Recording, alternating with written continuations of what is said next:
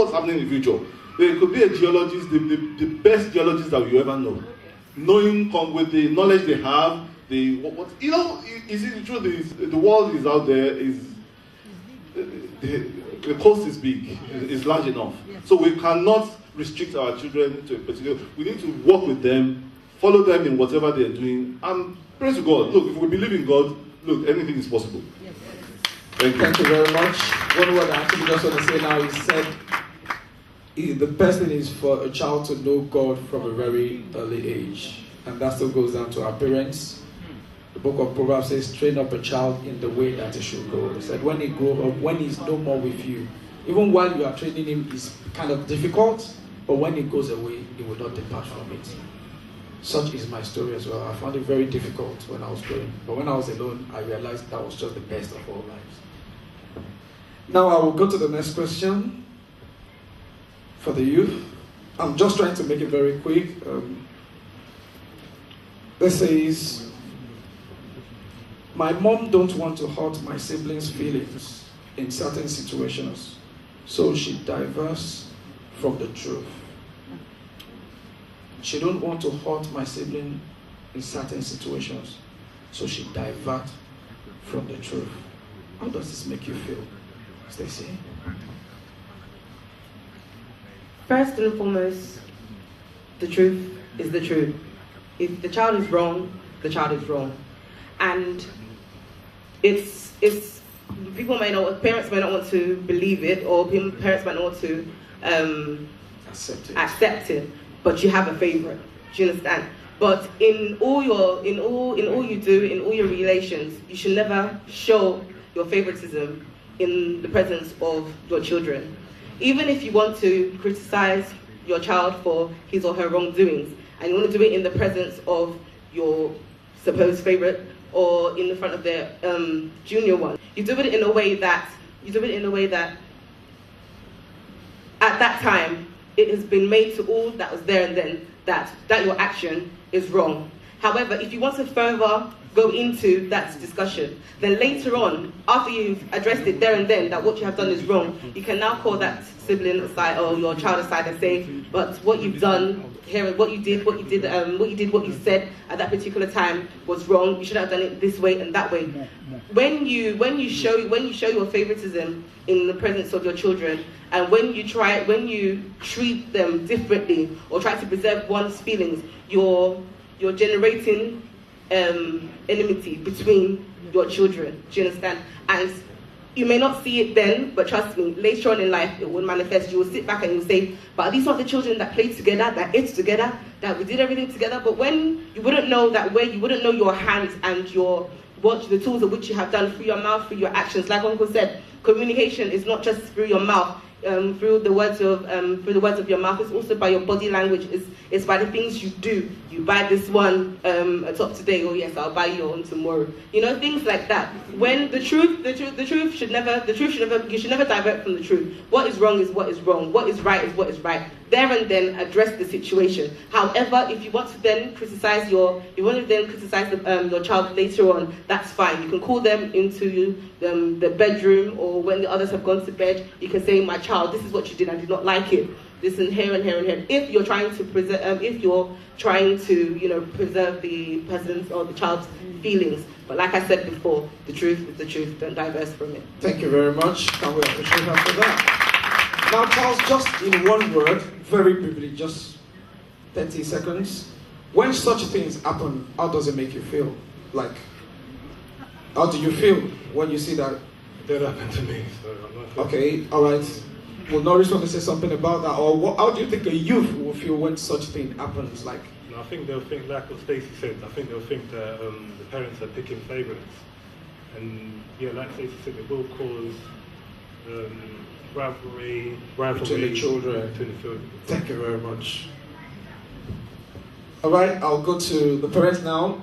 I want to ask the last question from the parents.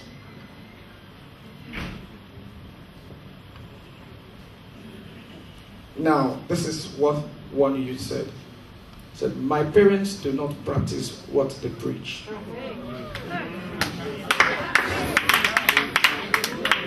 They they don't set good examples with their life. What do you say to this? Well, first of all, as has been said, parents are not perfect. The youths, the way we manage our expectation of our children, the youths to a certain extent must also manage their expectation of their parents. Now, leadership is leading by example. Do what I do, not do what I say. The reality of it is that everything comes down to discipline.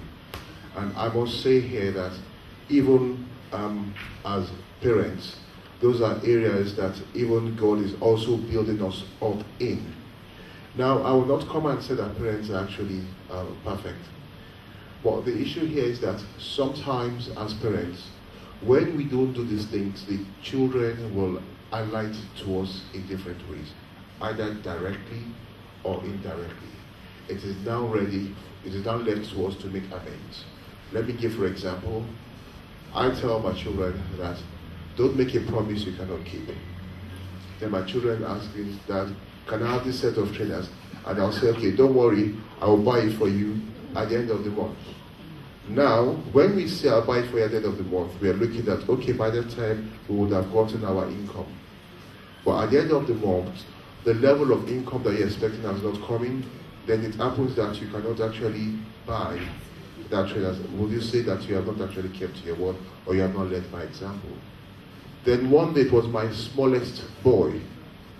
And as parents, we've got to realize that our children are smarter than the level that we think they are. My smallest boy asked for something. I said, I will get it for you at the end of the month. And he said, Daddy, are you sure?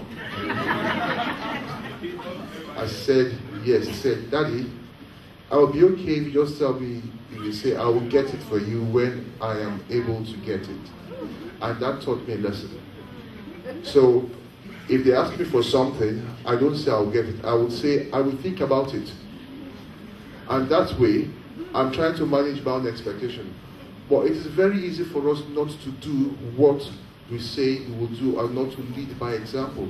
But as I say here, as children, when you see that in your parents, point it out, because parents too are aspiring all the time to be good parents.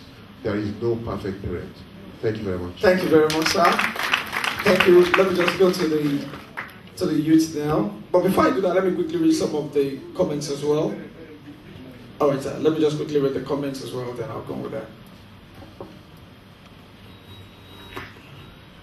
Now, this is from some of the youths.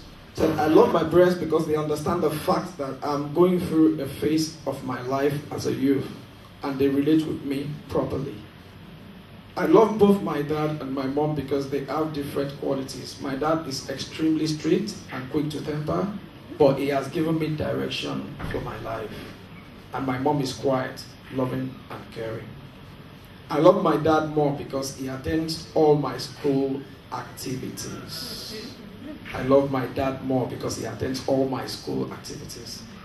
What I admire most in my parents is their generosity towards me and other people. These children. I love my mom because she listens to me and we have a sincere relationship. What I love most about my parents is the fact that they raised us in the way of the Lord.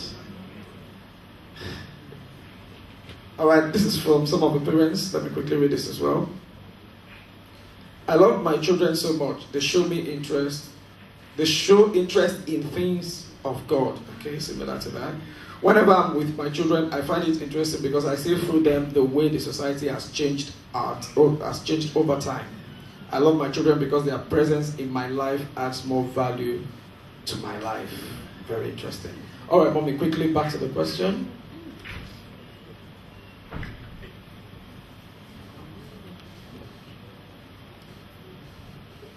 Now it's talking about parents not practicing what they preach.